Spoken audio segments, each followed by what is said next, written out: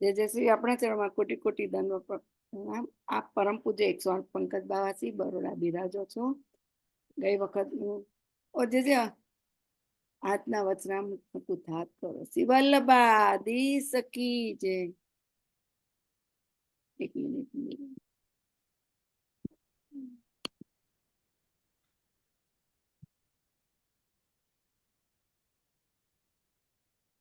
जय जय जय जय श्री अपना चरण में कोटि कोटि दंडवत प्रणाम। आप परम पूज्य 108 पंकज बावासी बरोड़ा बिराजो छो। आजना वचनामृत थात करो शिवल्लभा दी सकी जय। जय जय आपने संभळाયું मारू? ભાગવત નામ સ્મરણ કરી લો. હા જય જય.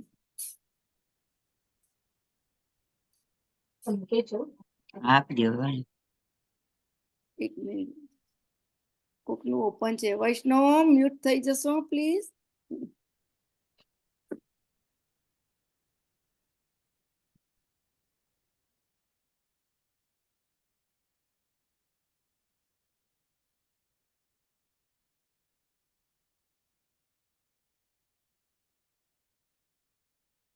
ओ श्री द्वारिकाधीश की जय. ओ श्री कृष्ण कन्हैया लाल की जय. श्री गोवर्धन धरण प्रभु की जय हो. श्याम सुंदर यमुने श्री यमुने महारानी जी की जय. ओ श्री गिरिराज धरण की जय.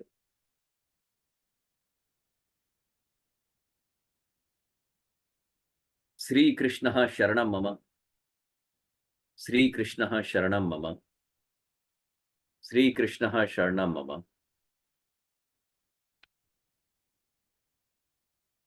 नमामि बालकृष्णं यशोदोत्संग लालितं पूतना सुपहपानता रक्षिता शेष बालका. श्री कृष्णाय नमः. श्री गोपीजन वल्लभाय नमः. श्रीमदाचार्य चरण कमलेभ्यो नमः. श्री गुसाई जी परम दयालवे नमः. श्री गुरुवे नमः. अज्ञानतिमिरान्धस्य ज्ञानाञ्जनशलाकया चक्षुरुन्मीलितं येन तस्मै श्री गुरुवे नमः. गुरुर्ब्रह्मा गुरुर्विष्णु गुरुर्देवो महेश्वर गुरुर्साक्षात् परब्रह्म तस्मै श्री गुरुवे नमः.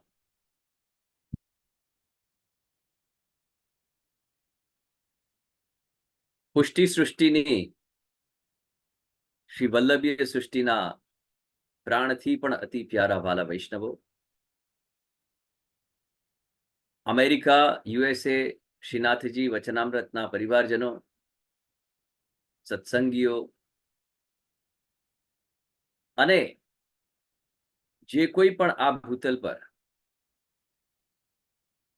आपड़ा श्री ब्रजाधीप प्रभु पुष्टि पुरुषोत्तम प्रभुनी सेवा स्मरण अने सत्संगमां तत्पर छे एवा भाला जीवने मारा पुनः पुनः हृदयथी पहला तो आशीर्वाद અને શુભકામનાઓ.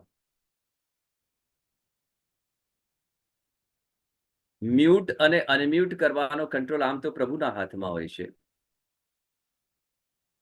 કિંતુ આધુનિક જમાનામાં આ કંટ્રોલ આ સત્સંગ પૂરતું સ્મિતાબેનના હાથમાં હોય છે. એટલે એ જ્યારે અનમ્યુટ કરે ત્યારે મારો અવાજ તમારા સુધી પહોંચી શકે અને એ પોતે અનમ્યુટ થાય ત્યારે એમનો અવાજ મારા થકી પહોંચી શકે. એનો મતલબ એ થયો કે ભક્તાધીન ભગવાનનો જેવો ક્રમ છે એવો ક્રમ આજે જોવામાં આવી રહ્યો છે કે ક્યાંક ક્યાંક શ્રી વલ્લભ કુળબી વૈષ્ણવને આધીન છે. આ પ્રમાણ છે, કારણ કે પુષ્ટિ પુરુષોત્તમ જે છે એ ભક્તાધીન ભગવાનનું સ્વરૂપ છે, ભક્તને આધીન છે. હું ઘણી વાર કહું છું ને કે 4 વાગે ઘંટિયારી સવારે ન થાય બ્રહ્મ મુહૂર્તમાં. તમે 10 વાગે જાગો, આરામથી ચા કોફી લઈને નાસ્તો વાસ્તો કરીને પછી પ્રભુને જગાડવાના. એટલે આપણા આધીન પછી પ્રભુનો બી ક્રમ થઈ જાય છે, એમના દિનચર્યાનો જીવનચર્યાનો. આપણી ત્યાં સેવ્ય સ્વરૂપ જે વિરાજ્યા હોય છે એ પછી બીજે કશે પધારે નહીં આરોગવા માટે કે એના માટે. એ કશે અરોગવા માટે કે બીજે કશે પધારે નહીં. એ તો રાહ જુએ આપણી કે ક્યારે આ સ્મિતા મને મંગલ ભોગ ધરશે. 4 વાગે ધરશે, 7 વાગે ધરશે, સવારના કે 10 વાગે ઉઠે ત્યારે ધરશે. એટલે એ આધીન બની જાય છે. એ આધીનતા શેના માટે છે? એનો આધાર શું છે? ભગવાનને કોના આધારની જરૂર છે? જે સર્વનો આધાર છે. એ બી નિરાધાર થઈને અને હથિયાર નાખી દે છે. ખબર છે કેમ? કે પ્રેમ કે બસ અર્જુન રથ હાંક્યો, સાગ વિદુર ઘર ખાઈ, સબસે ઊંચી પ્રેમ સગાઈ. આ પ્રેમ લક્ષણા ભક્તિના જે બંધન અખંડ ભૂમંડલ આચાર્ય જગદગુરુ શ્રીમદ વલ્લભાચાર્ય મહાપ્રભુ જે બાંધ્યા છે ને, એટલા બધા પાકા છે કે એને આધીન થઈને ભગવાન બી એક છાસ પર નૃત્ય કરીને અને બ્રજ ભક્તોનું મન અને એમના મનોરથ પૂર્ણ કરે છે. એવા કૃપાલુ પ્રભુ એટલે આપણા પુષ્ટિ પુરુષોત્તમ આપણા શ્રીનાથજી. શ્રીનાથજી વચનામૃતના અંતર્ગત પુષ્ટિ ભક્તિ માર્ગના આધુનિક કાળમાં એક અદ્ભુત, અલભ્ય અને અલૌકિક સેવાકીય કાર્ય થઈ રહ્યું છે. આખા વિશ્વમાં જેનો પ્રચાર પ્રસાર પુષ્ટિ માર્ગનો થઈ રહ્યો છે આ માધ્યમથી, એમાં બહુ મોટું શ્રેય આ શ્રીનાથજી વચનામૃત સત્સંગ મંડળનું છે. હું હૃદયથી આશીર્વાદ આપું છું કે નિસ્વાર્થ ભાવથી કોઈ પણ વાળાબંધી વગર અને કોઈ પણ વાદ વિવાદ પરિવારવાદ હોય કે સૃષ્ટિવાદ હોય કે જે વાદ હોય તે, એના વગર સુંદર રીતે સંવાદ થઈ રહ્યા છે અને પુષ્ટિ માર્ગનું પ્રચાર પ્રસાર થઈ રહ્યું છે. અને આ જ ક્રમ આગળમાં આગળ વધતું જાય અને આખા વિશ્વનો જે વૈષ્ણવ સમાજ છે એ ધીરે ધીરે એનાથી જોડાતું જાય અને આપણે જોડતા જઈએ. કારણ કે આપણે જોડાઈશું તો આપણે જોડી શકીશું. તો હું વૈષ્ણવને આગ્રહ કરું છું કે તમે તો જે જોડાઈ ગયા છો એ બીજાને પણ જોડતા જાઓ. કારણ કે ધર્મ જે છે ને જોડવાનું કામ કરે છે. ધર્મ ક્યારે તોડવાનું શીખવાડતું નથી અને તોડવાનું કાર્ય પણ કરતું નથી. તો આ આપણા સંપ્રદાયની એક બહુ સુંદર અને મોટી સેવા છે. સેવા મોટી કરવી, સેવા મોટી જ હોય છે, কিন্তু આપણે હંમેશા નાના બનીને રહેવું. ક્યારે પણ આપણા અંતર્મનમાં એવો અહંકાર કે એ ના આવી, લોભ ના આવી જવો જોઈએ, નહીં તો આ તિરોહિત થઈ જાય. જેમ બ્રજગોપિકાઓને એવો સૌભાગ્ય મદ થયો, એ મદ હતું પણ સૌભાગ્યનું મદ હતું. અને પ્રભુ શ્રી કૃષ્ણ એ તિરોહિત થઈ ગયા, એ આપણે આખો પ્રસંગ જાણીએ છીએ. અને માટે આપણે સૌથી પહેલા આપણા સ્વરૂપને જાણવું જરૂરી છે. આપણે જો આપણા મૂળ સ્વરૂપને ઓળખી જઈએ ને વાલા વૈષ્ણવો, તો કોઈ પ્રકારનો પછી આપણા જીવનમાં ડિસ્ટર્બન્સ રહે નહીં, કોઈના માટે રાગ દ્વેષ ઈર્ષ્યા મત્સર રહે નહીં, અને આપણને બહુ ક્લિયર કટ માર્ગના દર્શન થાય અને ક્લિયર કટ વિઝન આપણું એકદમ, આપણી દ્રષ્ટિ બી ક્લિયર થઈ જાય, વિચાર બી ક્લિયર થઈ જાય, વાણી પણ ક્લિયર થઈ જાય અને આચરણ બી ક્લિયર થઈ જાય. અત્યારે સમય એવો છે કે આપણે ગઈકાલે જ અમારી ત્યાં વોટિંગ થયું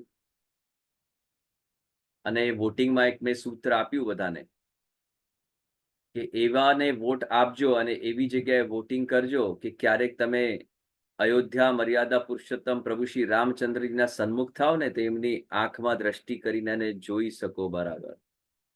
એવી જગ્યાએ વોટ કરજો કે તમને શરમ ના આવે ત્યાં જઈને. અને અત્યારે આપણા રાષ્ટ્રને બી જરૂર છે રાષ્ટ્ર ધર્મ નિભાવવાની. ભગવાન કૃષ્ણએ ભગવદ્ ગીતામાં કહ્યું છે કે સૌથી મોટું જે ધર્મ છે એ રાષ્ટ્ર ધર્મ છે. તો સમય અને સંજોગ જોતા આપણે કરવું બહુ જરૂરી છે. પ્રત્યેક એનઆરઆઈ, આજે હું આ શ્રીનાથજી વચનામૃતના માધ્યમથી અપીલ કરું છું ઘણા બધા સેવાકીય કાર્યમાં પ્રવૃત્ત છે અને હું તો 108 ની છાતી ખોલીને કહું છું, હું તો માર્ગ પર છું એના માટે. અને આપણી સંસ્થા બી ઘણા બધા રાષ્ટ્રભક્તિના કાર્ય કરી રહી છે. એની સાથે પણ આપ જોડાઈ શકો છો. એવું કોઈ કમ્પલ્શન નથી કે આપ અમારી સાથે કે મારી સાથે કે મારી સંસ્થા સાથે જોડાવ, નહીં. આપ રાષ્ટ્રની સેવામાં જોડાવ એવી મારી અપીલ છે આપણા વૈષ્ણવ સમાજને આ માધ્યમથી, કે ત્યાં બેઠા બેઠા પણ તમે કશું ન કરી શકતા હો ને, તો હું તમને સૌથી સરળ એક સેવાનો માર્ગદર્શન કરી આપું. અત્યારે ભારતમાં ખૂબ જરૂર છે કે આપણે આપણા હિન્દુ વૈદિક સનાતન ધર્મનું રક્ષણ અને સંરક્ષણ કરીએ. તો ફિઝિકલી તમે જો ઇન્વોલ્વ ન થઈ શકતા હો, મેન્ટલી તમે ઓલરેડી છો, તો એનો એક સુંદર વચ્ચેનો માર્ગ હું આપને કાઢી આપું. If you cannot do anything, if you cannot approach, હું તો છું જ, you can do it any time 24/7. પણ જો તમે ન કરી શકતા હો, તો માત્ર એવા રાષ્ટ્રહિતના ધ ટેક્સ્ટ, ધ મેસેજ, આપણે ઘણો બધો સમય આજે સોશિયલ મીડિયા પર વ્યર્થ વેસ્ટ કરીએ છીએ, અપ ટુ સમ એક્સટેન્ટ, એક્સેપ્શનલી. તો એમાંથી થોડો સમય કાઢીને 5-10 મિનિટ જે બી રાષ્ટ્રહિતના મેસેજ હોય, કે favouring to our country, favouring to for the upliftment of our country, favoring to upliftment for our youngsters, young group, for our next generation and our children's and our families. એને માત્ર તમે social media પર promote કરો, તમારા social સર્કલમાં forward કરી દો, એ બહુ જ મોટી સેવા થઈ જશે. Believe me, you just have to forward those kind of a nice messages which is in favor of our country. બેઠા બેઠા આટલું તો આપણે કરી શકતા હોઈએ છીએ. મારા વાલા, આપણા વૈષ્ણવ સમાજ તરફથી બી એક સરસ મજાનું કોન્ટ્રીબ્યુશન રાષ્ટ્રમાં જાય. પબ્લિક જુએ ના જુએ, દેખાય ન દેખાય, એક ગૌણ વસ્તુ છે. કિંતુ તમે જ્યારે તમારા અંતર્મનમાં જોશો ને, ત્યારે તમને ગૌરવ અનુભવ થશે, તમને મહેસૂસ થશે એવું કે મે બી એક વૈષ્ણવ તરીકે મારા રાષ્ટ્રની સેવામાં કાંઈક કોન્ટ્રીબ્યુશન આપ્યું છે. બીજી અપીલ હું એ કરું છું કે એક ભાગ સેવાનો એવો પણ કાઢો કે જેમાં જે અમારી સંસ્થા બી કાર્યરત છે. Please smile is also active in this moment. Again I repeat, હું એવું નથી કહેતો કે પ્લીઝ સ્માઇલ અંતર્ગત જ કરો કે મારા દ્વારા જ કરો. નો, you can do it directly, you can go through us, you can do it the way you want to, in a proper way, at proper place and proper time. એક appeal એવી બી છે કે આપણા જે વીર સૈનિકો છે ભારતના, એ સૈનિકોના પરિવારજનોને સપોર્ટ કરવાનું એક મોમેન્ટ આપણી સંસ્થા કરે છે.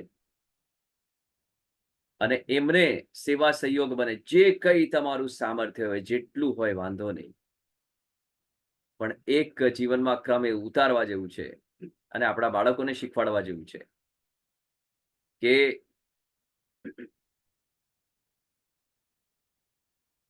ઘણી બધી હવેલીઓમાં, ઘણા બધા મંદિરોમાં, ઘણી બધી જગ્યાએ આપણે અગાધ સિમેન્ટની બોરીઓ દાન દક્ષિણામાં પધરાવી છે. બહુ સારું, ઉત્તમ સેવાનું કાર્ય કર્યું તમે. પણ ક્યાંક 100 બોરી, ક્યાં 50 બોરી, ક્યાં 1000 બોરી, ક્યાં 500 બોરી સિમેન્ટના આપણે સેવા સહયોગી બન્યા છે.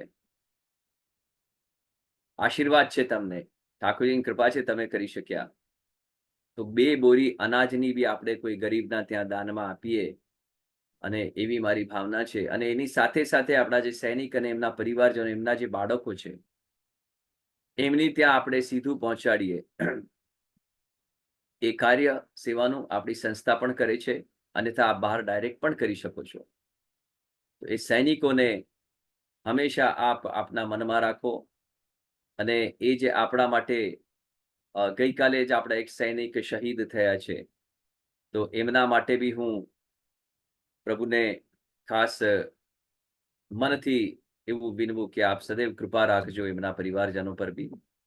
અને એવા જે સૈનિકો અને એમના પરિવાર છે જે આપણા રાષ્ટ્રની રક્ષા પોતાના જાનમાલ પર ખેલીને કરી રહ્યા છે, એ માત્ર રાષ્ટ્રની રક્ષા નથી કરી રહ્યા, એક પ્રકારે આપણા ધર્મની પણ રક્ષા કરી રહ્યા છે.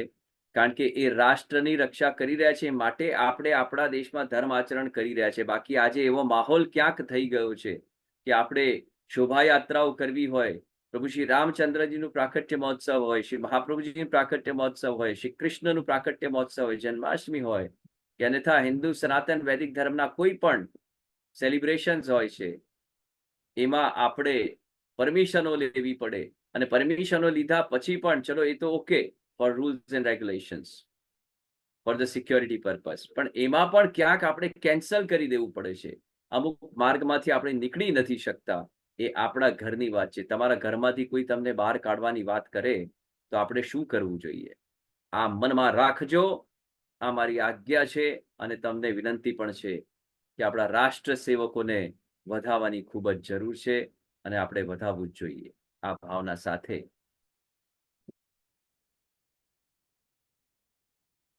કારણ કે મારી ઈચ્છા એવી છે કે વૈષ્ણવ જે છે એ પરિપૂર્ણ હોવો જોઈએ. આ વિષય છે ને આપણો વૈષ્ણવ કોણ? તો વૈષ્ણવ આવો પરિપૂર્ણ હોવો જોઈએ. સામ દામ દંડ ભેદ બધાથી પરિપૂર્ણ હોવો જોઈએ. ક્યાં ક્યારે શેની જરૂર પડી જાય આપણને ખબર નથી. માટે વાલા વૈષ્ણવો, વૈષ્ણવ કોણ વિષયના અંતર્ગત, if I am not mistaken, I'm sure about Ilaben Shah કે she always notes everything. અને મને ખૂબ ગમે છે કે એટલીસ્ટ આ, કારણ કે સાંભળેલું કદાચ કોઈક વાર ભૂલાઈ જાય, પણ લખેલું હોય ને તો અત્યારે બી આપણે એ ગ્રંથોનો આધાર લઈને અને સત્સંગ કરીએ છીએ, ગ્રંથોનો આધાર લઈને આપણે વાંચન કરીએ છીએ અને આપણા જીવનનું આચરણ કરીએ છીએ. તો લાસ્ટ સત્સંગ જે આપણું હતું એમાં આપણે તત્વજ્ઞાન વિશે થોડુંક આપણે જાણકારી લીધી હતી. એમ આઈ રાઈટ ઈલાબેન? યસ, દંડર પ્રણામ કે તેજસ્વી. હા, તત્વજ્ઞાન તત્વ કે એટલે બ્રહ્મ શું? જ્ઞાન છે. હા, બ્રહ્મ એટલે પરમાત્મા, આત્માથી પર છે. તેમને જાણવાની વિદ્યા તે બ્રહ્મ વિદ્યા, તેને આપણે એક્ઝેક્ટલી. તત્વજ્ઞાન કહીએ છીએ. હા, અને છેલ્લે શ્રી હા, ઠાકોરજી, શ્રી મહાપ્રભુજી અને શ્રી યમુનાજી આપણી ઉપર કૃપા કરે અને અંતર મટાડે તે અત્તર. હા, છેલ્લે બિલકુલ. C wonderful. તો તત્વજ્ઞાન વિશે આપણે વાત કરી, થોડો સ્પર્શ કરી દઉં કે એવું પણ મેં કહ્યું હતું કે જે જ્ઞાન આપણને ઈશ્વરને ઓળખવામાં અને સંસારને છોડવામાં ઉપયોગી ન હોય એ જ્ઞાન કોઈ કામનું નથી, એની કોઈ કિંમત નથી. ખ્યાલ આવ્યો? એટલે કયું જ્ઞાન? તો કે પ્રભુના સ્વરૂપનું મહાત્મ્ય જ્ઞાન અને પ્રભુનું સ્વરૂપનું જ્ઞાન, આ બે જ્ઞાન આપણને હોવા જરૂરી છે. અને તત્વજ્ઞાન જે છે એ પણ મેં કહ્યું હતું કે માત્ર વિદ્યા નથી, એ બ્રહ્મ વિદ્યા છે. તત્વજ્ઞાન જો હૈ वो ब्रह्म विद्या है. અને બ્રહ્મ એટલે પરમાત્મા. એટલે પરમાત્માને જાણવાની જે વિદ્યા છે એને બ્રહ્મ વિદ્યા કહી શકાય, એને બ્રહ્મ વિદ્યા કહેવાય. એટલે આપણે એને તત્વજ્ઞાન કહીએ છીએ. Okay, now V move ahead with કે આપણા વૈદિક સાહિત્યો જે છે, કારણ કે આપણે જ્યાં સુધી વેદથી પુરાણ, ઉપનિષદો, શ્રીમદ ભાગવત ગીતા, રામાયણ, પણ બ્રહ્મસૂત્રો ઇત્યાદિ ષોડશ ગ્રંથો ઇત્યાદિ અનેક બીજા ગ્રંથો, શિક્ષાપત્ર, એ બધા ગ્રંથોથી જો આપણે કનેક્ટેડ નહીં રહીએ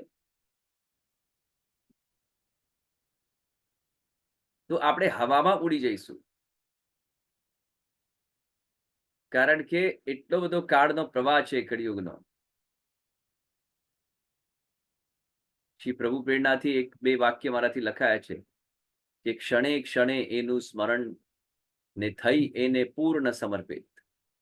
ક્ષણે ક્ષણે એનું સ્મરણ, શ્રી પ્રભુનું, ને થઈ એને પૂર્ણ સમર્પિત. પછી તારા મસ્તિષ્ક પર નૃત્ય કરી એ કાળીએ નાગ પણ નાથે છે. હા, એ જ શ્રી કૃષ્ણ તારી સાથે છે. મોરલાનો મોર પીંછ જેના માથે છે. હા, એ જ શ્રી કૃષ્ણ તારી સાથે છે.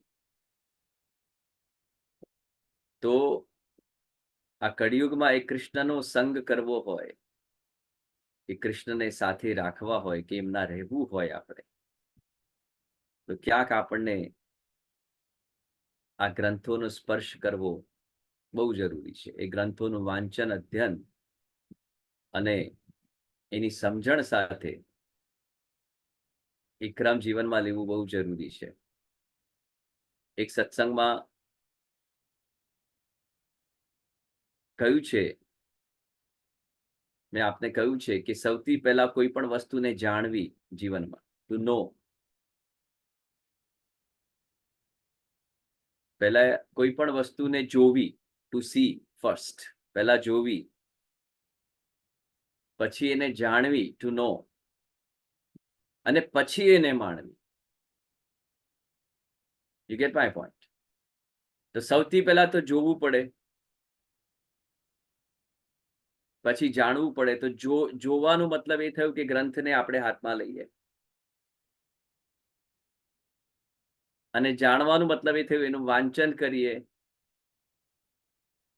અને માણવાનું અર્થ એ થયું કે જે આપણે વાંચન કર્યું એના ભાવ સમજીને, એના અર્થ સમજીને, અને પછી હૃદયમાં ઉતારીને અને એનો આસ્વાદ લઈએ, એને માણીએ, એને વાગોડીએ. એનું નામ છે જોવું, જાણવું ને માણવું. તમે ચ્યુઇંગમ ખાતા હશો, ખ્યાલ આવે? તો ચ્યુઇંગમમાં કેવું હોય છે કે once you start chewing, continuous you start chewing, એને કન્ટિન્યુઅસ તમે એક ડબ ડબ ડબ ડબ ડબ ડબ કરતા, પેલી બચારી દબાઈ દબાઈને એકદમ ખલાસ થઈ જાય, એનું રસ બી નીકળી જાય, બધું નીકળી જાય. તો લૌકિક પુસ્તકો જે છે એ પ્રકારની છે, ચ્યુઇંગમ જેવી છે કે તમે ખાધી ત્યારે બહુ સરસ લાગે, કસરત તમારી કરાવે, દુખે દાળ તમારી, મોઢું તમારું દુખે, બરાબર? ફેશન માટે સારી છે, તમને એમ લાગે કે હા અમે ચ્યુઇંગમ ખાઈએ છીએ, બહુ સારા લાગીએ છીએ, whatever it might be. પણ એની સાથે સાથે છેવટે એનો રસ જ્યારે પૂરો થઈ જાય ને ત્યારે તમે યુ સ્પિટ ઇટ. તમે શું કરો છો? તમે થૂકી દો છો, એને કાઢી દો છો, ફેંકી દો છો, અને ગળી જાઓ તો અંદર નુકસાન કરે. કિંતુ આપણા જે ધર્મગ્રંથો છે, આપણા સત્સંગના જે ગ્રંથો છે, એ એવા છે કે જેનો રસ અનંત છે, અગાધ છે, એ કોઈ દિવસ પૂર્ણ ના થાય. એ જેટલું તમે ચાવો ને, જેટલું તમે વાગોળો, જેટલું તમે એનો આસ્વાદ લો, એટલું જે વધતું જાય. This is the difference. એટલે એવા ગ્રંથોનો આપણે સ્પર્શ કરીએ જેને માળીએ મૂકી દીધા છે, અને એવા ગ્રંથોને માળીએ મૂકી દઈએ કે જે આ હાથમાં લીધેલા છે. હું એવું નથી કહેતો you stop reading any kind of a books, but with it keep this practice also, એવો મારો આગ્રહ વિનંતી છે. વૈદિક સાહિત્ય એટલું બધું મોટું છે આપણા ત્યાં કે આપણે એકવાર જો ઉતર્યા એમાં તો બહાર નીકળવાનો સ્કોપ નહીં રહે. હિન્દુ ધર્મનું સૌથી પ્રાચીન જે પુસ્તક છે ઋગ્વેદ છે. ઋગ્વેદ, વેદની રચના કોઈ મનુષ્યએ નથી કરી. એ વેદની રચના સાક્ષાત પરમાત્માએ કરી છે. આપણે કહીએ છીએ ને કે વેદ જે છે પ્રભુની પ્રથમ પ્રકટવાણી છે, અને તેથી વેદને અપૌરુષેય એટલે કોઈ મનુષ્ય નથી બનાવેલું એવું પણ કહેવામાં આવે છે. એવા આપણા વેદ વિશેષત્વ તમને ખબર છે 4 પ્રકારના છે. પ્રથમ છે ઋગ્વેદ, પછી છે યજુર્વેદ,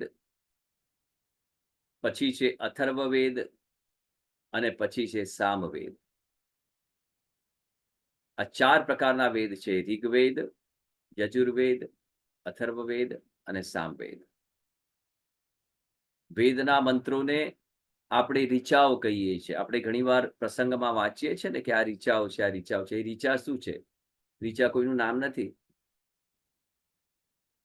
કારણ કે પણ વેદના જે મંત્રો છે એ મંત્રોને ઋચા તરીકે ઓળખાય છે, અને એ બધા પ્રાચીન મંત્રો સંસ્કૃત ભાષામાં રચેલા છે. આ ભાષા સમજવી વેદની એટલે ઈઝી નથી. વેદને સમજવું ઇઝી નથી. વેદ ભણવું પડે, વેદનું અધ્યયન કરવું પડે, વેદ શીખવું પડે, આપણે શાસ્ત્રીજીઓ પાસેથી શીખવું પડે, અર્થાત તો જાણકાર જે આચાર્યશ્રીઓ છે એમની પાસેથી શીખવું પડે. આ 4 વેદોમાં અથવા તો જે વિદ્વાન છે વેદોના સ્કોલર્સ છે એમની પાસેથી આપણે શીખવું પડે. કિંતુ પ્રયાસ તો આપણે જ કરવાનો છે, કોઈની પાસેથી શીખવામાં અને સ્વગત શીખવામાં પણ. કિંતુ સ્વગત શીખવામાં શું છે, કોઈ વાર એનું મિસઇન્ટરપ્રિટેશન થઈ શકે છે, કારણ કે સંસ્કૃતમાં ઘણા બધા શબ્દો એવા હોય છે જેના ઘણા બધા અલગ અલગ મિનિંગ્સ હોય છે. તો એનું એક્ઝેક્ટ પ્રિસાઇઝ મિનિંગ જો આપણને સમજ ના પડે તો એના અર્થનો અનર્થ થઈ શકે એવું છે. અને અર્થ વગર કોઈ પણ શબ્દની કિંમત નથી હોતી જ્યાં સુધી એનું વ્યવસ્થિત અર્થ ન સમજાય.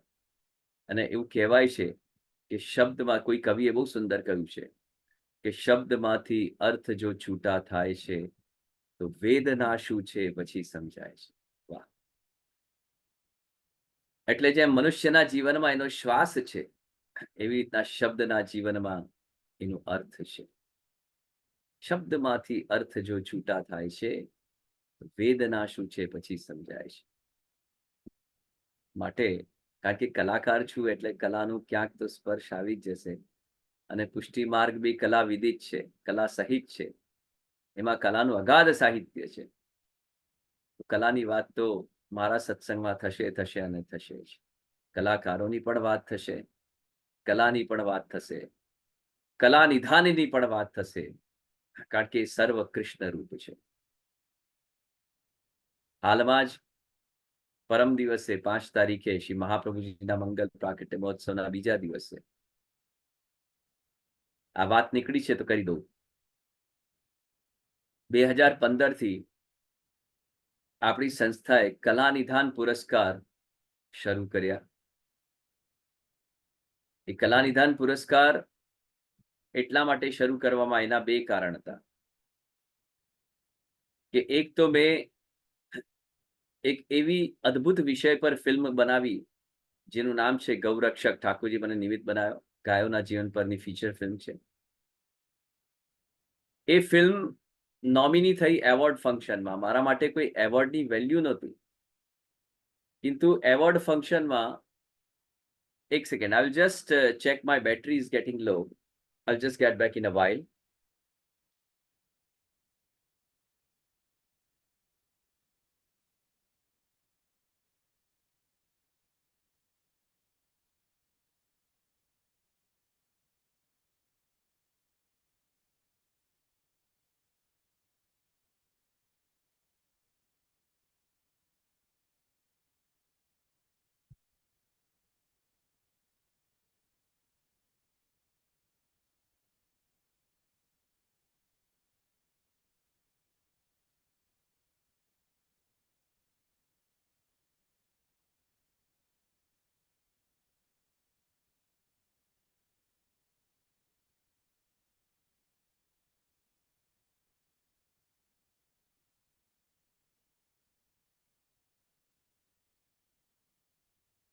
ક્ષમા પ્રાર્થી. Can you hear me? Okay. તો એ એવોર્ડ ફંક્શનમાં માટે એટલા માટે એવોર્ડ ફંક્શન સ્ટાર્ટ કર્યું છે કે જેટલા બી એવા કલાક્ષેત્ર અથવા સ્કિલફુલ જીવો છે, સ્કિલફુલ જીવો એસ્પેશિયલી વૈષ્ણવ સમાજમાં અને એનાથી ઇતર, એ લોકોને પ્રોત્સાહન મળે, પ્લેટફોર્મ મળે, અપલિફ્ટમેન્ટ મળે અને એ લોકોને આગળ કાર્યમાં પ્રયાણ કરવાનો એક સ્કોપ મળે. This are a totally non bias awards. આમાં કોઈ લાગવગ ચલાવતું નથી હું.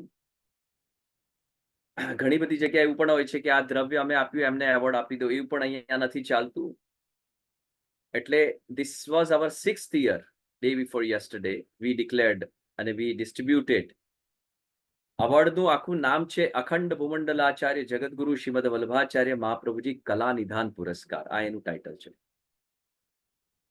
અને એ કલા નિધાન પુરસ્કારનો એક સફળ કાર્યક્રમ જેમાં 32 જણાને એવોર્ડ આપવામાં આવ્યા અલગ અલગ ક્ષેત્રમાંથી, આખા વર્લ્ડમાંથી આપણે ઇન્વાઇટ કરીએ છીએ. હું આપને અપીલ કરું છું આ માધ્યમથી, શ્રીનાથજી વચનામૃતના માધ્યમથી, કે આપના બી ધ્યાનમાં એવા કોઈ બી આપણા વૈષ્ણવ પરિવારના યંગસ્ટર્સ હોય, બાળકો હોય, કે તમે પોતે હો, કે તમારા સત્સંગ મંડળમાં કે ક્યાંક તમે એવા જીવ હોય કે જે કંઈક યુનિક સેવાકીય કાર્ય કરે છે સમાજનું, રાષ્ટ્રનું, જીવન પુષ્ટિ માર્ગનું કે અન્યથા કોઈ પણ પ્રકારનું, તો એની નોંધ અમે આખા વર્ષમાં લઈએ છીએ અને પછી વી શોર્ટલિસ્ટ અને વી ડિક્લેર ધ એવોર્ડ્સ. ઇવન યુએસએમાં બી હોય તો લેટ અસ નો. એ કલાનિદાન પુરસ્કાર થયા એના પછી સેકન્ડ હાફમાં અમે સુરદાસજીનો ફિલ્મ શો કર્યો, ગ્રેન્ડ સ્ક્રીનિંગ, બિગ સ્ક્રીન પર, અને ઇટ વોઝ હાઉસફુલ શો પ્રભુ કૃપાથી, અને એટલા વૈષ્ણવે આનંદ કર્યો છે. કહેવાનો મતલબ એ છે કે એ ગ્રંથોનો પ્રચાર પ્રસાર મોડર્ન માધ્યમથી, કે જેમાં આપણું યંગસ્ટર્સ નેક્સ્ટ જનરેશન પર ઇન્વોલ્વ થઈ શકે. ઇન્વોલ્વ ક્યારે થશે? જ્યારે ઇન્ટરેસ્ટ જાગશે ત્યારે. ઇન્ટરેસ્ટ ક્યારે જાગશે? જ્યારે જોશે અને કરશે બધી વસ્તુ ત્યારે. અને માટલે પહેલા જોવું, પછી જાણવું અને પછી માણવું. તો આ ચારે વેદો જે છે એ ચારે વેદોમાં આપણને ધર્મનું તત્વજ્ઞાન સૌથી વધુ પ્રમાણમાં જોવા મળે છે. બધા હિન્દુ ધર્મો વેદોને પણ મુખ્ય આધાર તો માને જ છે. તેથી જ એને વેદ ધર્મ કહેવાય છે. એનું જે નામ છે પ્રાચીન વેદ ધર્મ છે. અપૌરુષેય વેદોના અભ્યાસ અનેક ઋષિ મુનિઓએ કર્યા. તેમના હૃદય દ્વારા અને બુદ્ધિ દ્વારા વેદનું જે તત્વજ્ઞાન સમજવાનો પ્રયત્ન કર્યો. પછી વેદના જે કઠણ અઘરા જે બધા મીનિંગ્સ હતા, ઇન્ટરપ્રિટેશન્સ હતા, એને સરળ રીતે ઉપનિષદોમાં રજૂ કરવામાં આવ્યા. તો વાલા વૈષ્ણવ, આપણે ઉપનિષદ નામ બહુ સાંભળ્યું હશે કે ઉપનિષદ એટલે શું? હવે સમજાય છે તમને ઉપનિષદ એટલે શું? તત્વજ્ઞાન એટલે શું? ઉપનિષદ એટલે વેદમાં જે મંત્રો છે, વેદ મંત્રને સરળ ભાષામાં ઇન્ટરપ્રિટ કરીને જે પ્રેઝન્ટ કરવામાં આવ્યા છે, that is called ઉપનિષદ. ઉપનિષદોના અભ્યાસમાંથી જુદા જુદા વિદ્વાન અને ઋષિ મુનિઓએ પોતાના બુદ્ધિ અને શક્તિ પ્રમાણે, સામર્થ્ય પ્રમાણે જુદા જુદા સિદ્ધાંતો આપણને આપ્યા છે. જેમ કહીએ છે ને કે આપણે યમનાષ્ટક જે છે, એક યમનાષ્ટક નથી, ઘણા બધા યમનાષ્ટક છે. There are so many यमनाष्टक. Surdas जी एक नहीं थे, बहुत सारे सूरदास जी थे उनके काल में. तो आवा जे 6 સિદ્ધાંતો મુખ્ય જે છે એમાં ઈશ્વર વિશેના વિચારો જેમાં મુખ્ય છે. જો હિન્દુ ધર્મ જે છે ને એ વિશેષત્વ શેની વાત કરે છે ખબર છે તમને? એ ઈશ્વર, જીવાત્મા, સંસાર અને જગત, આ ચારની મુખ્ય વાત કરે છે. એના અંતર્ગત બધું આવી જાય છે. તમે જુઓ, ईश्वर, जीवात्मा, संसार અને जगत,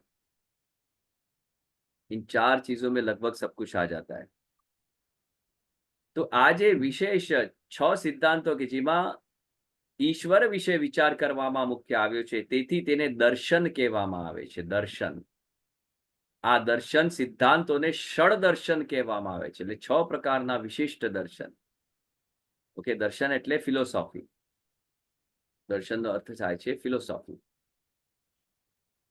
તો પહેલું દર્શન કયું છે? Which is the first philosophy? પહેલું દર્શન છે સાંખ્ય. બીજું દર્શન છે યોગ. ત્રીજું દર્શન છે ન્યાય. ચોથું દર્શન છે વૈશેષિક. આ છે ને, આ 6 દર્શન, આ તો 4 થયા, કહું છું બીજા 2, પણ આ 6 દર્શન એ વેદના અંતર્ગત છે. એટલે વેદ આખું તમે ન જાણી શકો, સમજી શકો, તો એનું આખું એક ફ્રેમિંગ છે, તમે ધીરે ધીરે એમાં પછી એમાંથી you can pick the topic, you can pick the subject and go through the system, go through the process. પણ વેદને બી સિસ્ટમેટિક રીતે ભણવું જોઈએ, એના પ્રોટોકોલ્સ પ્રમાણે ભણવું જોઈએ, તો આપણને સમજાય અને તો આપણને શીખાય વ્યવસ્થિત રીતે. ભાનુબેન વાઘેલા, આશીર્વાદ મને દેખાયા તમે. ખૂબ ખૂબ આશીર્વાદ તમને. એટલે એને ષડ દર્શન કહેવાય છે. 6 પ્રકારના અલગ પ્રકારના દર્શન, વિશિષ્ટ દર્શન. સાંખ્ય, યોગ, ન્યાય, વૈશેષિક, પૂર્વ મીમાંસા અને ઉત્તર મીમાંસા. આ 6 પ્રકારની વિચાર શ્રેણીઓ એ સ્વતંત્ર છે અને તેમાંથી સાંખ્ય મત ઈશ્વરને સ્વીકારતો નથી. આ 6 માંથી સાંખ્ય મત જે છે એ ઈશ્વરને સ્વીકારતો નથી. તેથી તેને નિરીશ્વરવાદી દર્શન કહેવામાં આવ્યું છે. નિરીશ્વર, ઈશ્વર વગરનું. આ ષડ દર્શન પૈકી ઉત્તર મીમાંસા વેદના મૂળ અર્થને વધુ સારી રીતે અનુસરે છે. It is very close. તેથી તેને વેદાંત પણ કહેવામાં આવે છે. ઉત્તર મીમાંસાના પ્રણેતા મહર્ષિ બાદરાયણ વેદ વ્યાસજી છે. તેમને બ્રહ્મસૂત્ર નામનો ગ્રંથ પણ રચ્યો. આ ગ્રંથ તે જ ઉત્તર મીમાંસા. આ ગ્રંથ એ જ ઉત્તર મીમાંસા છે.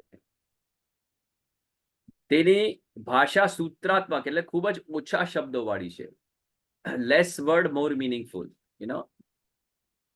લેસ વર્ડ અને મોર મીનિંગફુલ.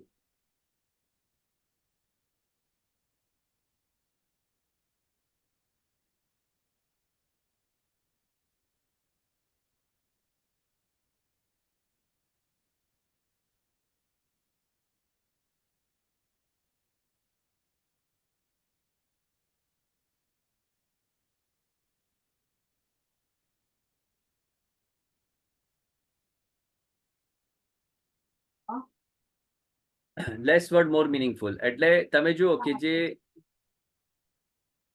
જૂઠ હોય, ખોટું હોય કે જેમાં બહુ તથ્ય ના હોય ને એ બધું કોલાહલ કરે. પણ જે સટીક વાક્ય, જે સટીક જે સત્ય હોય ને એ બહુ શોર્ટ એન્ડ સ્વીટ હોય. પણ when you open it, when you try to understand it, એમાં બહુ ગૂઢ બધા ભાવાર્થ બહાર આવે, બહાર પ્રકટ થાય. ખ્યાલ આવ્યો? એટલે એ રીતે ખૂબ ઓછા શબ્દો વાળું આ સૂત્રાત્મક એક રીતે પ્રકટ કરેલું છે. હિન્દુ ધર્મના બધા સંપ્રદાયોના આચાર્યશ્રીએ વેદ સાથે આ ગ્રંથો માટે પોતાની વિચાર શ્રેણીઓ પણ પાયા તરીકે સ્વીકારી અને તેના પર ભાષ્યની રચનાઓ પણ કરી છે. બ્રહ્મસૂત્રનો આધાર શ્રી વલ્લભાચાર્યજી મહાપ્રભુજી પણ લીધો છે. બ્રહ્મસૂત્રમાં 4 અધ્યાય વિશેષ છે. દરેક અધ્યાય 4 પાદમાં વહેંચાયેલા છે, સબ સબ્જેક્ટ્સમાં. બ્રહ્મસૂત્રમાં વિશેષ 4 વિષયો છે. એ 4ને 4માં એટલે ડિવાઈડ કરવામાં આવ્યા છે. દરેક પાદ અધિકરણોના વહેંચાયેલા છે. ઈચ પાદ જે છે આઉટ ઓફ ધોઝ 4 એને પછી ડિવાઈડ કર્યા છે અધિકરણોમાં. એટલે એને વાંચવામાં ઈઝી રહે, સમજવામાં ઈઝી રહે. આ ગ્રંથ દ્વારા વેદ વ્યાસજીએ ઈશ્વર, જીવ, જગત વિશેના વેદના સિદ્ધાંતો વધારે સ્પષ્ટથી સમજાવતા આપણને કહ્યા છે. ચાલો.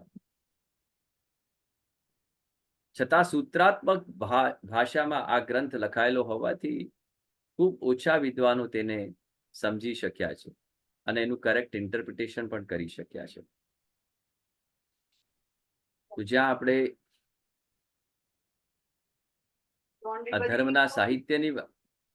ધર્મના સાહિત્યની આપણે વાત કરીએ ત્યાં ગીતા અને ભાગવતજીને કેમ ભૂલાઈ જવાય? તો વૈષ્ણવો પાંડવો અને કૌરવો વચ્ચેના યુદ્ધ પહેલા કુરુક્ષેત્રના મેદાનમાં ભગવાન શ્રી કૃષ્ણે અર્જુનને આપેલા ઉપદેશ શ્રીમદ ભગવદ ગીતા તરીકે જાણીતા છે. બટાકા વડા મારે આરોગવા છે, મારા માટે તૈયાર રાખજો સ્મિતાબેન. સોરી જજુ.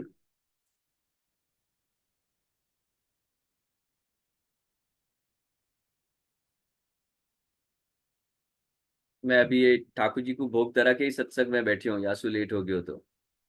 और इतनी जोर से बोलोगे बटाका वड़ा बटा ठाकुर जी मांगेंगे तो फिर कहाँ से अरोगाओगे तुम अभी वहां से अमेरिका से यहाँ तक। સોરી જય જય આઈ સોરી. ગીતાના 18 અધ્યાયમાં ભગવાન શ્રી કૃષ્ણે અર્જુનને વેદ અને બ્રહ્મસૂત્રોના જે સિદ્ધાંત વધારે સરળતાથી અને વિગતથી સમજાવ્યા છે. તેથી દરેક સંપ્રદાય આ ગ્રંથને પણ સ્વીકારે છે. વેદ વ્યાસજીએ 18 પુરાણોની રચના કરી. એ તો આપણને ખબર જ છે કે વેદ વ્યાસજી 18 પુરાણોની રચના કરી છે. તેમાં સર્વ શિરોમણી શ્રીમદ ભાગવત છે. સર્વ શિરોમણી છે. શ્રીમદ ભાગવતમાં કુલ 12 સ્કંદ વિદ્યમાન છે. તેમાં વેદ, બ્રહ્મસૂત્ર અને ગીતાના જ વિચારોનું વધુ સરળતાથી સ્પષ્ટીકરણ કરવામાં આવેલું છે. તેથી શ્રી મહાપ્રભુજીએ પોતાના સિદ્ધાંતોના પ્રમાણ તરીકે આ ચારેય ગ્રંથોને સ્વીકાર્યા છે.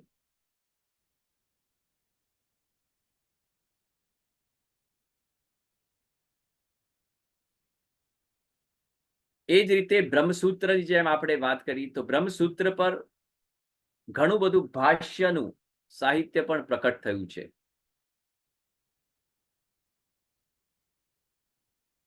હવે આ બટાકા વડાની વાત નીકળી વચ્ચે સત્સંગની, તો મેં ઠાકોરજીના ચોખ્ખા ઘીનો શીરો પણ મને યાદ આવી ગયો. ચોખ્ખા ઘીનો શીરો પણ મને યાદ આવી ગયો. એક તમને સુંદર વાત કરું, જે માહોલ ચાલી રહ્યું છે ભારતમાં અત્યારે એનાથી રિલેટેડ, કે ભલે મોંઘો પડે, આપણે જો કઈ બી આપણે કરવું હોય તો શીરો પહેલા સિદ્ધ કરી દઈએ છીએ. સૌથી સરળ ને ઈઝી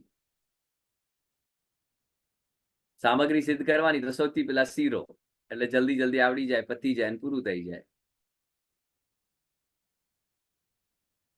ભલે મોંઘો પડે ચોખ્ખા ઘીનો શીરો, ભલે મોંઘો પડે ચોખ્ખા ઘરનો શીરો, પણ આવશે તો આપણો હીરાબાનો હીરો.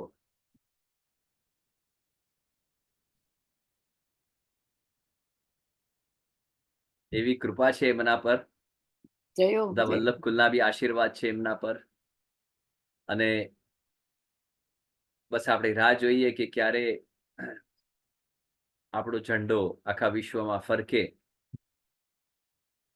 માટે મેં જે તમને રાષ્ટ્ર સેવાની અપીલ કરી એને નોંધમાં રાખજો.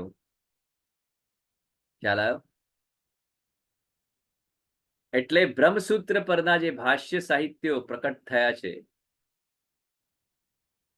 એ ભાષ્ય સાહિત્યો કયા કયા છે? તો હિન્દુ ધર્મના જુદા જુદા સંપ્રદાયના પ્રવર્તકોએ બ્રહ્મસૂત્ર પર પોતાની સ્વતંત્ર ટીકાઓ પણ લખી છે, અને એ ટીકાઓ દ્વારા તેમને પોતાની વિચારશ્રેણી પર એમાં રજૂ કરી છે.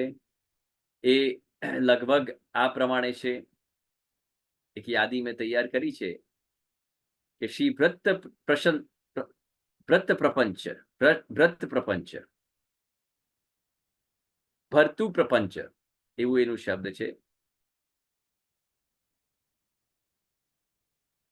સમુચ્ચયવાદ એટલે ઈસવીસન 650માં આ પ્રકટ થયેલું છે. ભરતું પ્રપંચ છે, ક્ષમા કરજો, શ્રી ભરતું પ્રપંચ.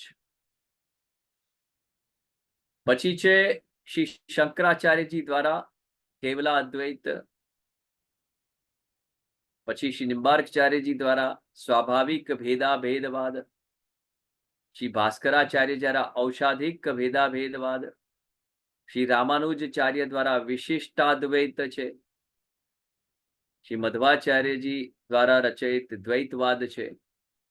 શ્રી વલ્લભાચાર્યજી આપના દ્વારા રચિત શુદ્ધાદ્વૈત છે. અને વિજ્ઞાન ભિક્ષુ દ્વારા, શ્રી વિજ્ઞાન ભિક્ષુ દ્વારા અવિભાગાદ્વૈત છે. આ બ્રહ્મસૂત્ર પરના ભાષ્ય સાહિત્યો અવેલેબલ, આ ભાષ્ય સાહિત્યો છે. આ બધા આચાર્યશ્રીઓની વિચાર શ્રેણીના મુખ્ય 3 વાદમાં વહેંચાયેલી છે. અદ્વૈતવાદ, ઈશ્વર અને જગત એક છે તેવો મત. દ્વૈત અદ્વૈતવાદ બંને જુદા છે છતાં એક જણાય એવો મત. હવે આમાંથી મધ્વાચાર્યજી દ્વૈતવાદના પ્રવર્તક જે છે એમને અને શ્રી નિંબાર્કાચાર્યજી અને ભાસ્કરાચાર્યજીએ દ્વૈત અદ્વૈતવાદનું સમર્થન આપ્યું, કે દ્વૈત અને અદ્વૈત ને બિલીવ કર્યું, એમને સમર્થન આપ્યું. બાકીના 5 આચાર્યો અદ્વૈતવાદ સ્વીકારે છે.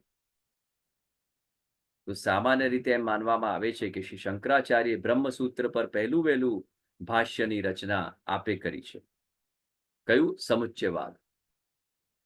ઈસવીસન 650માં 650. પરંતુ ખરેખર તો શ્રી શંકરાચાર્યજીના પહેલા થઈ ગયેલા શ્રી ભરતુ પ્રપંચે પણ બ્રહ્મસૂત્ર પર ભાષ્ય રચેલું છે. આ ગ્રંથ હાલ મળતો નથી, દુર્લભ છે, પણ તેનો ઉલ્લેખ શ્રી શંકરાચાર્યજીના ભાષ્યમાં જોવા પણ મળે છે. આ એનું પ્રમાણ છે કે એના પહેલા રચયિત છે. તો વાત આપણે શ્રી વલ્લભાચાર્યજીના શુદ્ધાદ્વૈત બ્રહ્મવાદની કરીએ.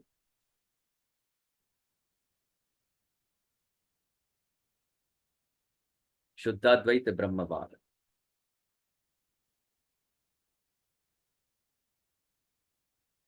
ઈસુની 15મી સદીમાં પ્રકટ થયેલા શ્રી વલ્લભાચાર્યજીએ આપના પોતાના 10 વર્ષની નાની વયમાં, માત્ર 10 વર્ષની નાની વયમાં, પોતાના અભ્યાસકાળ દરમિયાન જ વેદ, બ્રહ્મસૂત્ર, ગીતા અને ભાગવત વિચારોનો સમન્વય કરી પોતાની સ્વતંત્ર વિચારસરણી શુદ્ધાદ્વૈત બ્રહ્મવાદ આપે પ્રકટ કરી અને રજૂ કરી. શ્રી મહાપ્રભુજીએ પોતાની આ વિચાર શ્રેણીની સ્પષ્ટતા પોતાના તત્વાર્થ દીપ નિબંધ નામના ગ્રંથમાં સ્પષ્ટ કરી છે. ત્યાં આપશ્રીએ પોતાની વિચાર શ્રેણીને અખંડ બ્રહ્મવાદ આપ એમ કહે છે કે આ અખંડ બ્રહ્મવાદ છે. આપશ્રી આ નામ સમજાવતા સ્પષ્ટ આજ્ઞા કરે છે કે બ્રહ્મ એટલે કોણ? તો બ્રહ્મ એટલે પરમાત્મા. તેઓ અવિભાજ્ય છે, એનું સેપરેટ એને ન કરી શકાય, અવિભાજ્ય છે, તેમના ટુકડા ન થઈ શકે, તે અખંડ સ્વરૂપ છે. જ્યારે ભક્ત દુનિયાની દરેક વસ્તુમાં ઈશ્વરનું દર્શન કરે છે, ત્યારે તેને ઈશ્વરના અખંડ સ્વરૂપના દર્શન થાય છે.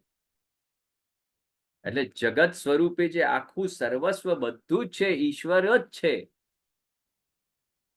આપ એવું કહી રહ્યા છો, યુ કેનોટ સેપરેટ ઇટ જગત ફ્રોમ ઈશ્વર ઓર ધીસ ઓર ધેટ. એવું નહીં. દરેકમાં ઈશ્વરનું એક પાર્ટ છે. અને જ્યારે જીવ એ પ્રકારે એનું વિઝન બ્રોડ કરીને જ્યારે દર્શન કરે છે, પ્રત્યેકમાં ભગવત દર્શન કરે છે, એ જ તો ઈશ્વરનું અખંડ સ્વરૂપ છે. તેથી ઈશ્વર અખંડ છે તેવું જ્ઞાન તેને પછી પ્રાપ્ત થાય છે. કેટલી સિમ્પલ, અઘરી વસ્તુ સિમ્પ્લિસિટી સાથે આપણે સમજાવી છે.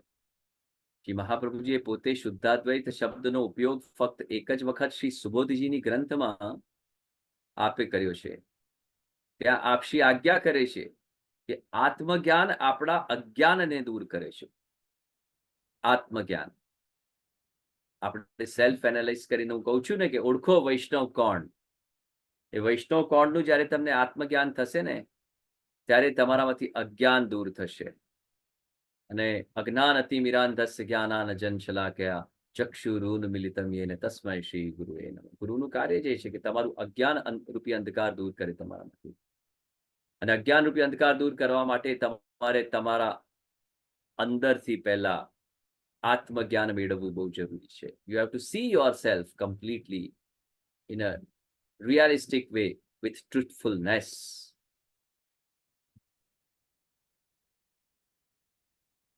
અને જ્યારે આત્મજ્ઞાન સાથે પછી ब्रह्मज्ञान उमेराय છે. आत्मज्ञान होगा तो ब्रह्मज्ञान होगा.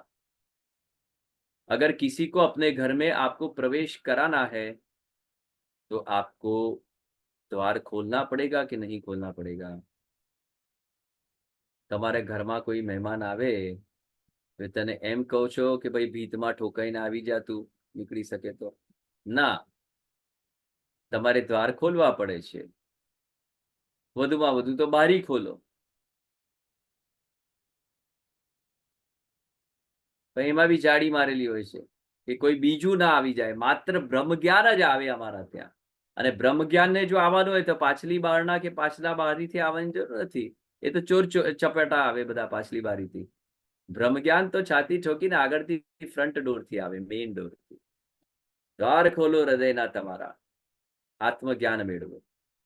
ख्याल है? आत्मज्ञान जब आपको होगा तब आपको उसमें फिर ब्रह्म ज्ञान भी प्राप्त होगा. ત્યારે આપણે શુદ્ધાદ્વૈતનું જ્ઞાન આપણે મેળવી શકીએ છીએ. આમ શ્રી મહાપ્રભુજીએ પોતાની વિચારસરણી માટે શુદ્ધાદ્વૈત વિશેષણનો ઉપયોગ કર્યો નથી. આપ શ્રીના દ્વિતીય કુમાર શ્રી વિઠ્ઠલનાથજીએ, શ્રી ગુસાઈજીએ ઈસવીસન 1516 થી ઈસવીસન 1586 પોતાના ગ્રંથોમાં શુદ્ધ બ્રહ્મવાદ શબ્દનો વારંવાર ઉપયોગ કર્યો છે. શુદ્ધ બ્રહ્મવાદ. આપશ્રીના વંશજ દશ દિગંત વિજય ગોસ્વામી શ્રી પુરુષોત્તમજીએ ઈસવીસન 1667 68 અને 1741 41 તત્વાર્થ દીપ નિબંધ નામના શ્રી મહાપ્રભુજીના ગ્રંથ ઉપર ટીકાની રચના કરી. તેમાં આપશ્રીએ શ્રી મહાપ્રભુજીના સિદ્ધાંતો માટે શુદ્ધાદ્વૈત બ્રહ્મવાદ નામનો ઉપયોગ કર્યો છે. શુદ્ધાદ્વૈત બ્રહ્મવાદ. ઓકે, એટલે ખાલી શુદ્ધાદ્વૈતનો ઉપયોગ નથી કર્યો, શુદ્ધાદ્વૈત બ્રહ્મવાદનો ઉપયોગ કર્યો છે. શ્રી મહાપ્રભુજીની 10મી પેઢીએ થયેલા ગોસ્વામી શ્રી ગિરધરલાલજીએ, તાજી મહારાજશ્રીએ ઈસવીસન 1791 91 અને 1840 શુદ્ધાદ્વૈત માર્તંડ નામનો ગ્રંથ રચિત કર્યો. આ ગ્રંથ દ્વારા આપશ્રી શ્રી મહાપ્રભુજીના તત્વ જ્ઞાનને ખૂબ સ્પષ્ટતાથી સમજાવ્યું છે. અને આમ આ ગ્રંથ દ્વારા શુદ્ધાદ્વૈત શબ્દ વધારે પ્રચલિત બન્યો અને શ્રી મહાપ્રભુજીના સિદ્ધાંતોને પછી શુદ્ધાદ્વૈત બ્રહ્મવાદ કહેવાય. આખી હિસ્ટ્રી છે. શ્રી શંકરાચાર્ય આદિ અન્ય આચાર્યોએ પણ બ્રહ્મવાદમાં માનનારા તો હતા જ, પરંતુ બ્રહ્મવાદના તેમના જે સિદ્ધાંત કરતા શ્રી મહાપ્રભુજીનો બ્રહ્મવાદનો સિદ્ધાંત ખૂબ થોડોક જુદો હતો. It was not common, it was uncommon. અને તેથી જ સ્પષ્ટ કરવા માટે પાછળના સમયમાં શુદ્ધાદ્વૈત વિશેષણ પ્રચલિત કરવાની જરૂર ઊભી થઈ એવું કદાચ વિદ્વાનોને સમજાય છે.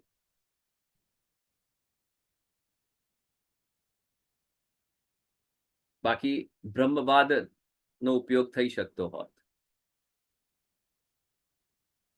હવે શુદ્ધાદ્વૈત બ્રહ્મવાદના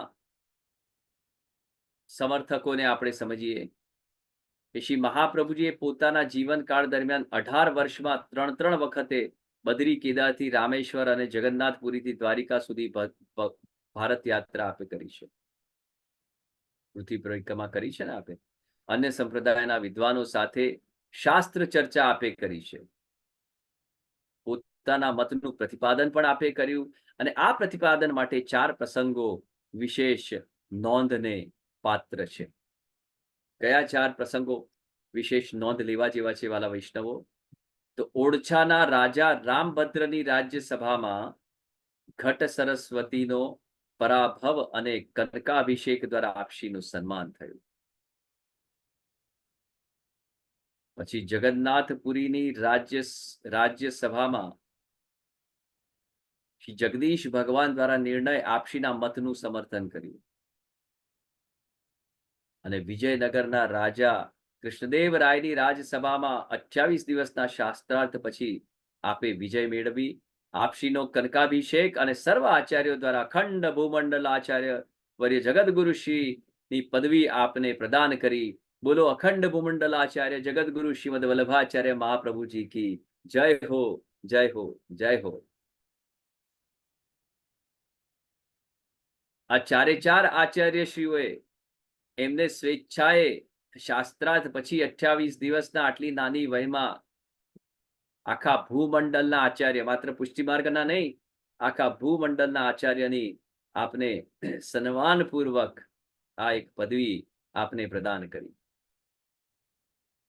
અને એટલા માટે વૈષ્ણવો જ્યારે આપણે બોલીએ ને શ્રી મહાપ્રભુજી, હું આજે તમને આ શીખવાડવા માંગુ છું અને ટકોર કરું છું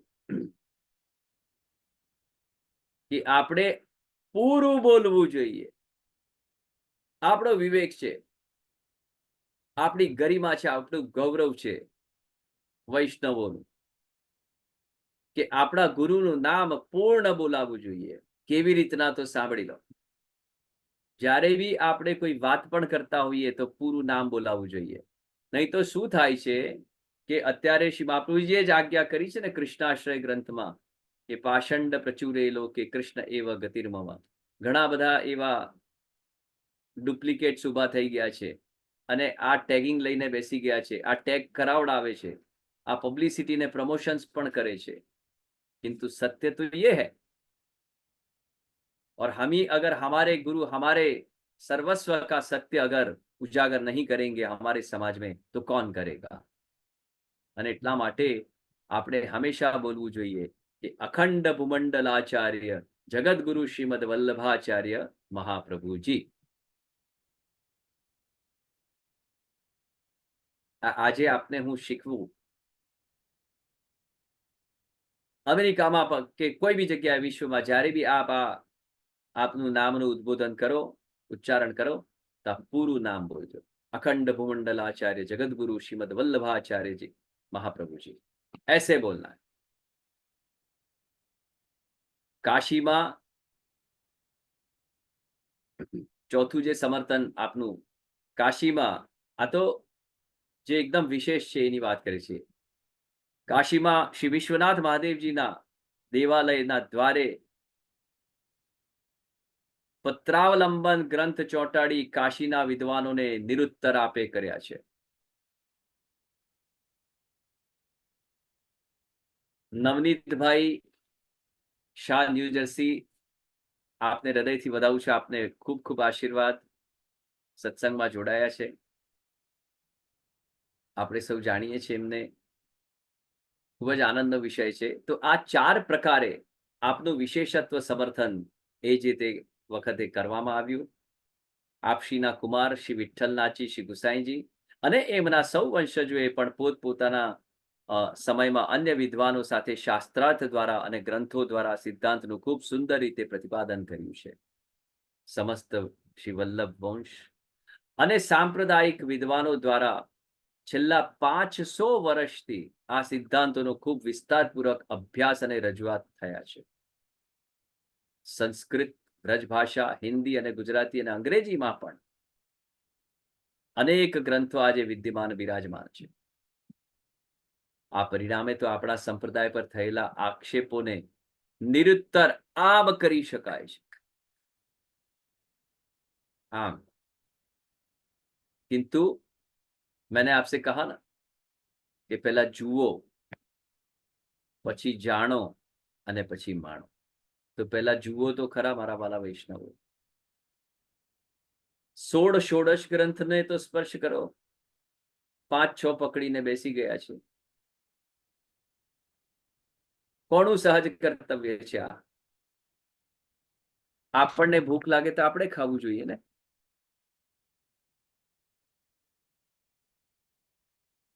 અને એટલા માટે આ સિદ્ધાંતોને સમજવા માટે જે રચાયેલા કેટલા સાંપ્રદાયિક સાહિત્ય, આપણે વૈદિક સાહિત્યની વાત કરી રહ્યા છે અત્યારે વૈષ્ણવ કોણના અંતર્ગત, આપણા વૈદિક સાહિત્યો ઇમ્પોર્ટન્ટ કયા છે એની વાત કરી રહ્યા છે. આપણા સિદ્ધાંતોને સમજવા અને જાણવા આ ખૂબ જ હેલ્પફુલ છે. તેનો પરિચય પણ આપણે પછી ધીરે ધીરે કરીશું. એમાં જે શ્રી વલ્લભાચાર્યજી મહાપ્રભુજીએ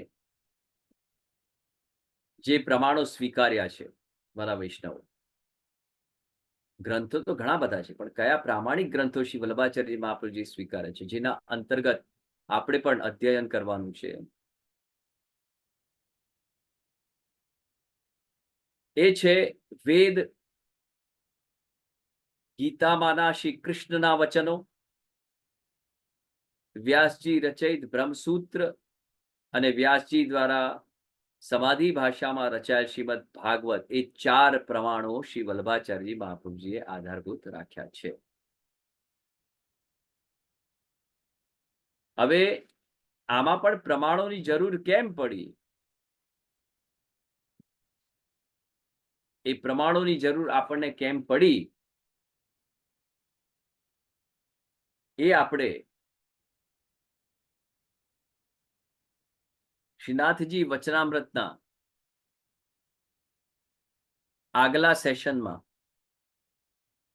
વૈષ્ણવ કોણના અંતર્ગત આપણે કન્ટિન્યુ કરીશું,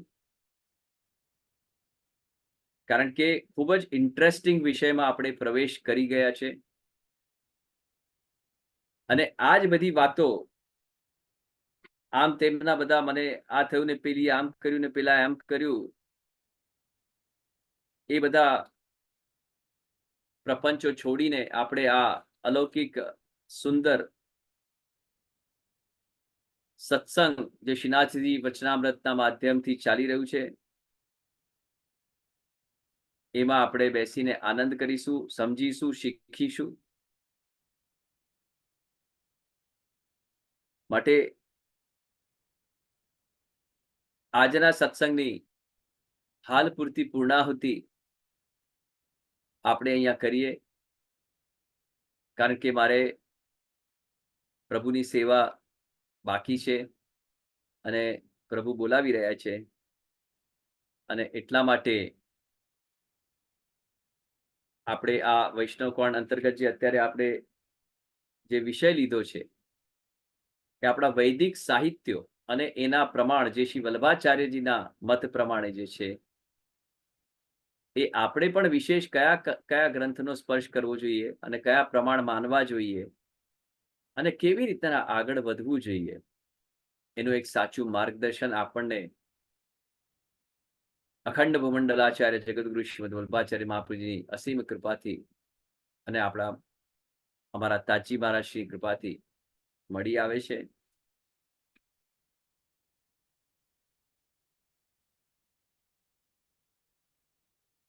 આ સાથે આજના સત્સંગનું આપણે અહીંયા આજ પૂરતું સમાપન કરીએ છીએ. અને આપણી જે એક વાત બાકી રહી ગઈ છે, આપણે નંદદાસજી અષ્ટસખાના ફિલ્મ શોની વાત એક પેન્ડિંગ ચાલી રહી છે. તો સ્મિતાબેનને હું કહું છું કે ફિલ્મ શોની તમે ડેટ અને તારીખ નક્કી કરી લો. We are all set and ready on our technical trials. એટલે હવે આપણે તારીખ નક્કી કરી લઈએ અને તારીખ નક્કી કરીને અને એ શો આપણે ઓનલાઈન કરીએ એવી મારી આજ્ઞા છે. અને એને કઈ રીતે કરવું એ હું સ્મિતાબેન સાથે ચર્ચા કરી લઈશ. પણ we can 100% go ahead with our pre committed event અને પ્રી કમિટેડ મનોરથ.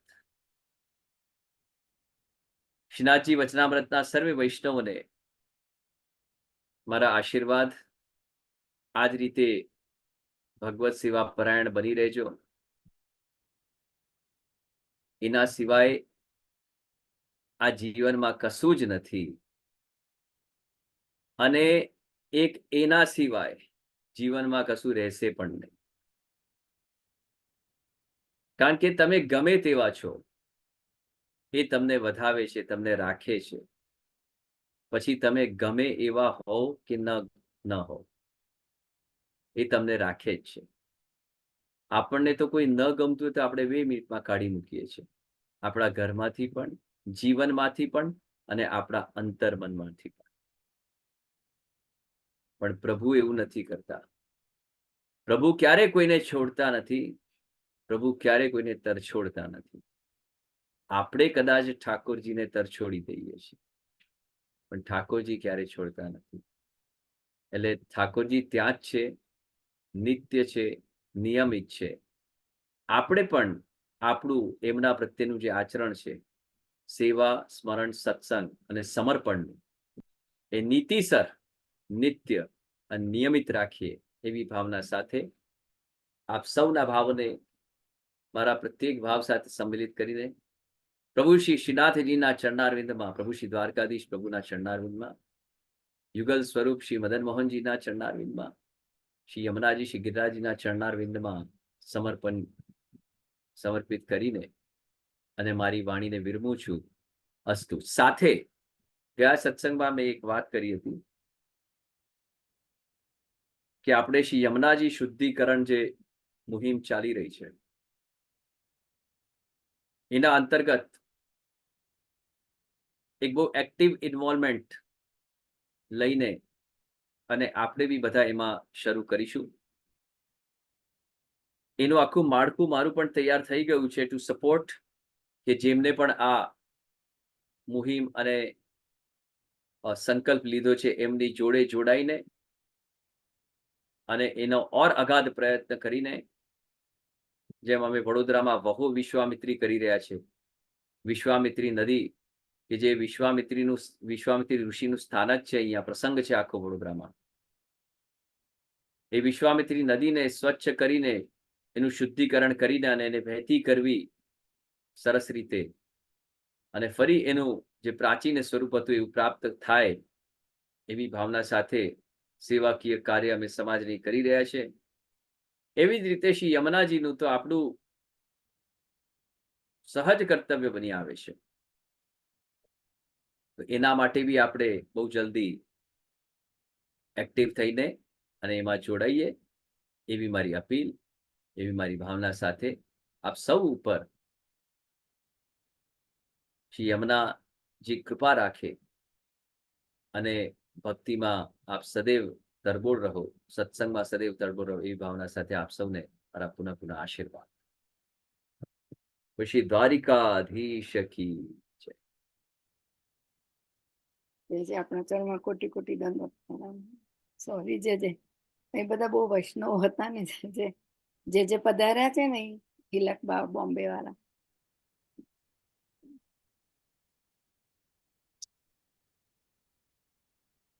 વૈષ્ણવને ખોલું છું, વૈષ્ણવ જેને દંડવત પહોંચાડી દે. દંડવત પ્રણામ. જય જય શ્રી. વૈષ્ણવ આશીર્વાદ.